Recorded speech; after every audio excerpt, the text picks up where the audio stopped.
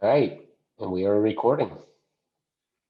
It's a good Forgive thing the I had my hand in front of. actually.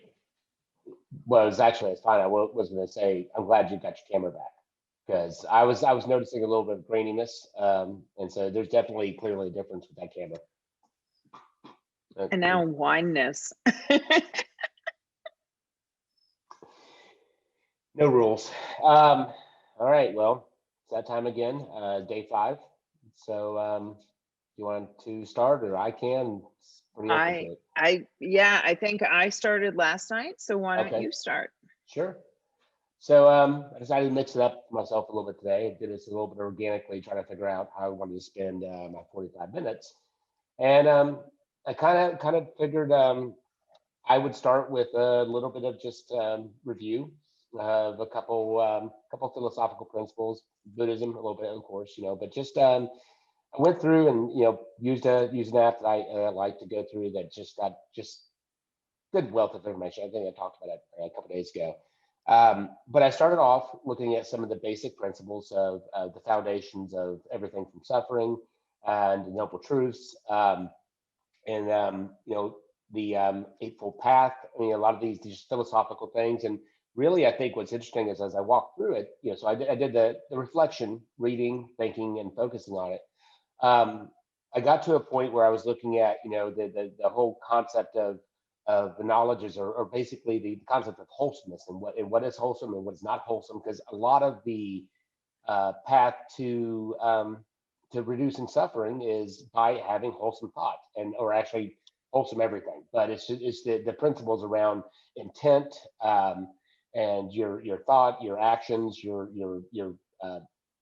I'm going to misspeak to all of. I was trying to memorize, but the main thing is where I really landed at. So I went through a few things. I like these principles of like the 3 things that are wholesome and the 3 things that are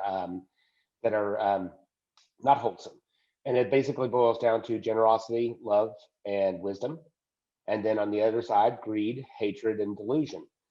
And when I was thinking through that and going through that process, it's like, all right, what I really want to do is I want to focus with what I'm doing. I want to be semi-conscious and semi-meditative through my process and my day, and actually evaluate, because everything should have the underlier of the wholesome virtues, in the sense of those are things that make you happier. And so I was evaluating my own moments constantly throughout the day and self-checking myself against, am I what state am I in right now? Which of these virtues am I most feeding by the emotion I'm having, and especially when there was anything that was spikes left and right. So um, it's been quite an interesting day. I will say it's like anytime you have almost like a focused intent to monitor yourself, especially against a series of rules, um, it can bring out some intriguing insights, and yeah, I mean, I think the idea of for me is going to be a little bit mixing it up. I'm trying a few different things, figuring out what works.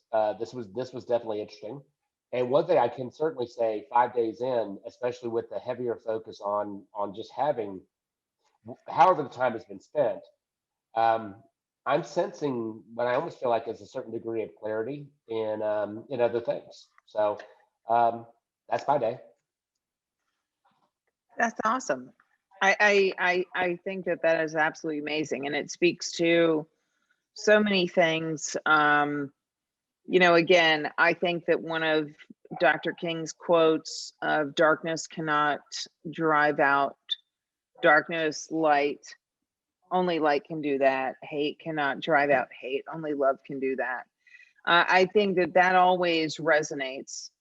Um, there, there are so many times in our lives that we have to deal with difficult people or decisions, um and again, Dr. King said that he decided to stick with love because hate is too great of a burden to bear. And that is something that I think cannot resonate more with people, because if it doesn't resonate with you, you need to look inside yourself as to why that doesn't. And I think that that's what you're doing right now, is that not that hate is anywhere in your heart or soul, because it's not, but just that you can also equate the same sayings and teachings of Dr. King to more of a again, more of a meditative environment where you are truly looking inside yourself. So it becomes a negative and positive, which is a lot of what my meditation happened to be on tonight. So it's a nice segue. Because again, you take light and dark and you morph those into negativity and positivity. Not that there's anything wrong with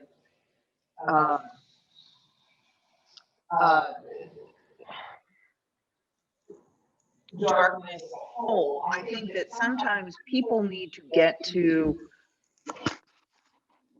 a really dark place to be able to see what they are fully capable of. And that is unfortunate. I think it's a human issue. I don't know that future generations, future more advanced societies, especially those of alien and whatnot, I don't think they deal necessarily with the human construct that we deal with, and it's a constant battle for so many people. So all that to say, my 15-minute ish of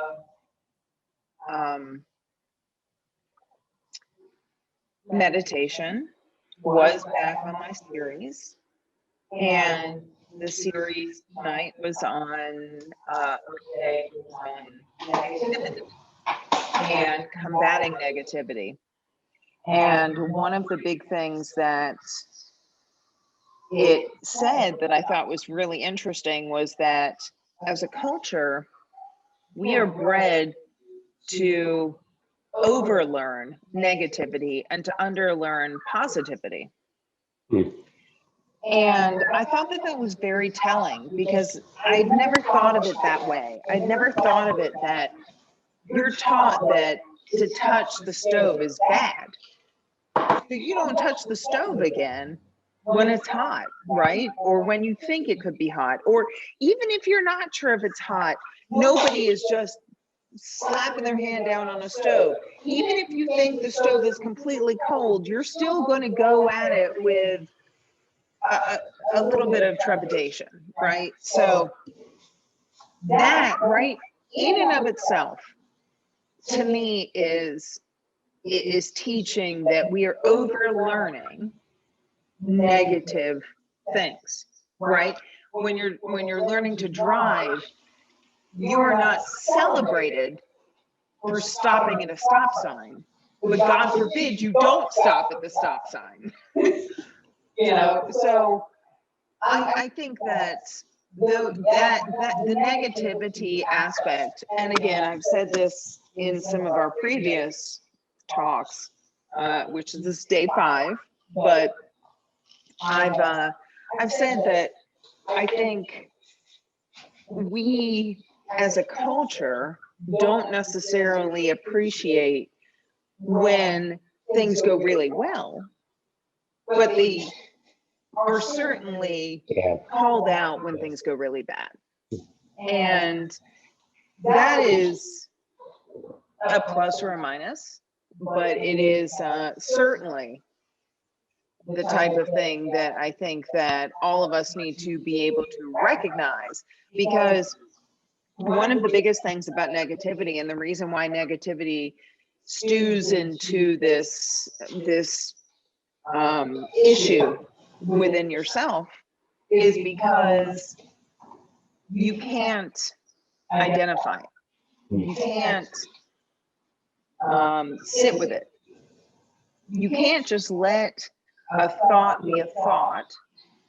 You have to assign, is this a negative thought or a positive thought? Is this a good thing? Is it a bad thing? Is it so? And I think that what ends up happening is within our own minds, without us actively making this happen. I think that as a human being, we are doing this. And again, this goes back to our ancestors, because in order to survive, you needed to know what was negative, you know, tigers running after you, or, you know, whatever the case may be. You're taught that these things are bad and we stay away from them. Just like the stove, you're taught as a child that the stove, don't put your hand on the stove. And obviously that is wise. But it's also that we as a culture put way more energy towards that negativity than we do towards the positive, because you don't celebrate when a child doesn't put their hand on their stove. You only scold when a child does put their hand on the stove. So at a young age, we're kind of bred into this, and I think that is not a scapegoat. It is not. It is the kind of thing where if you can learn to, you know, I think there's a lot of people who, with the loss of my company having to file bankruptcy, are like, oh my God, I can't imagine what you're going through. This is horrible. This is the kind of thing that I just can't imagine.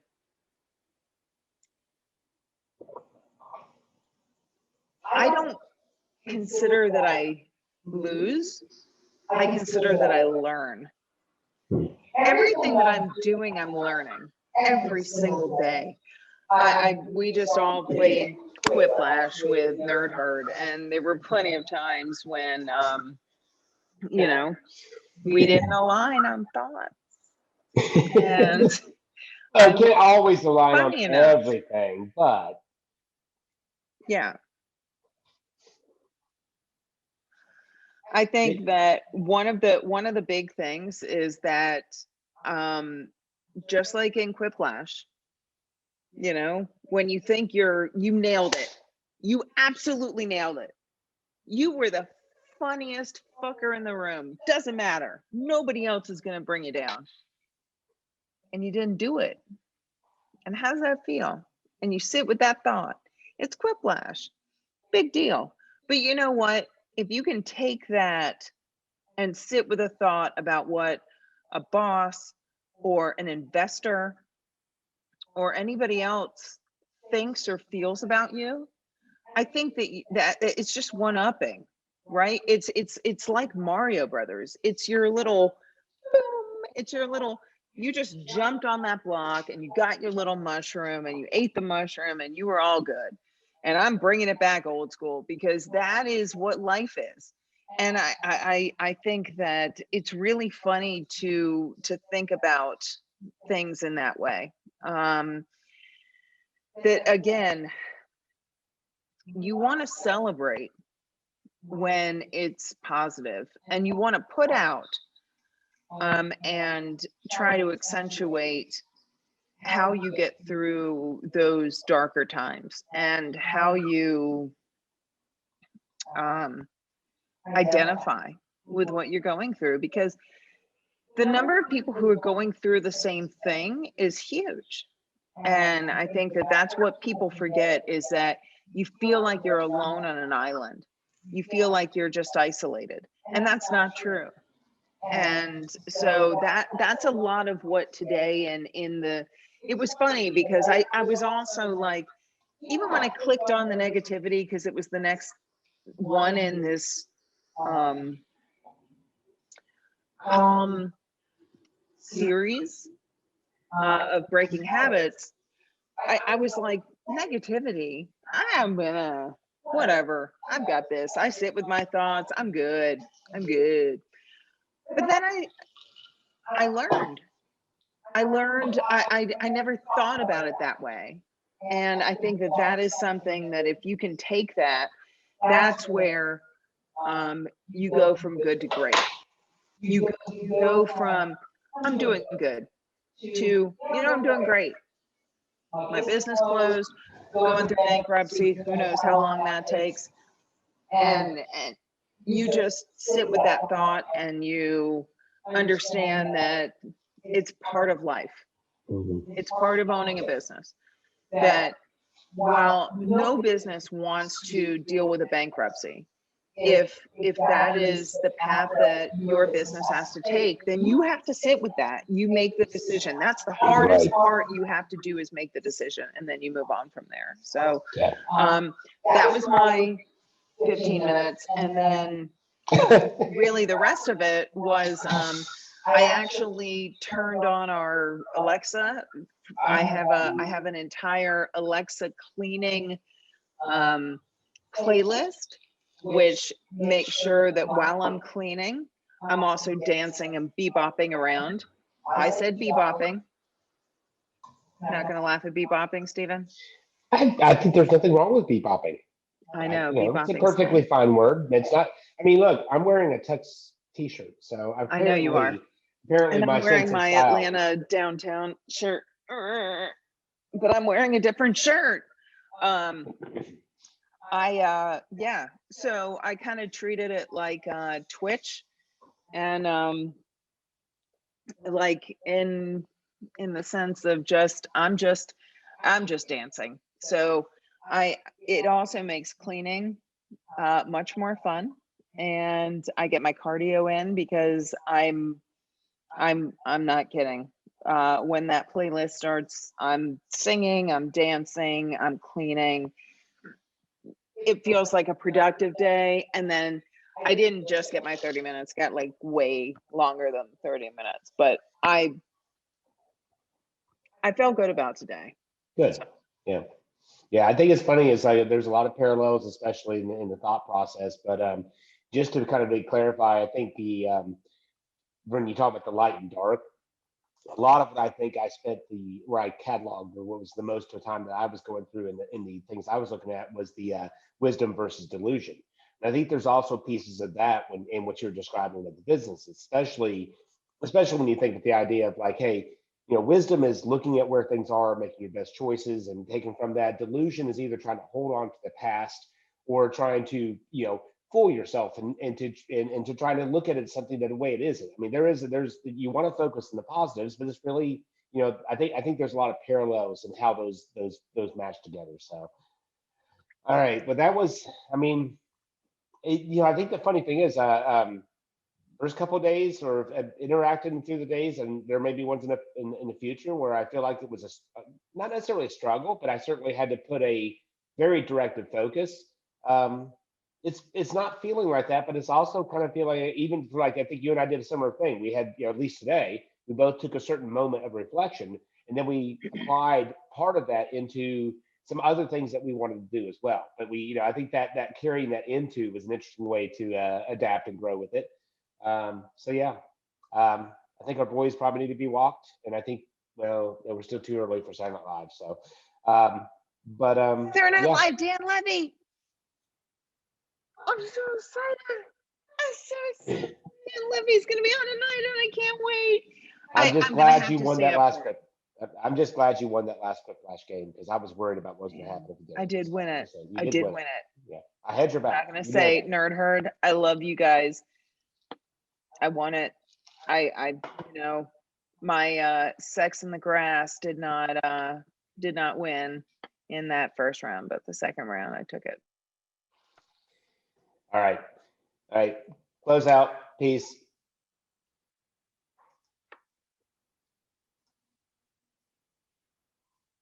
Are we still recording?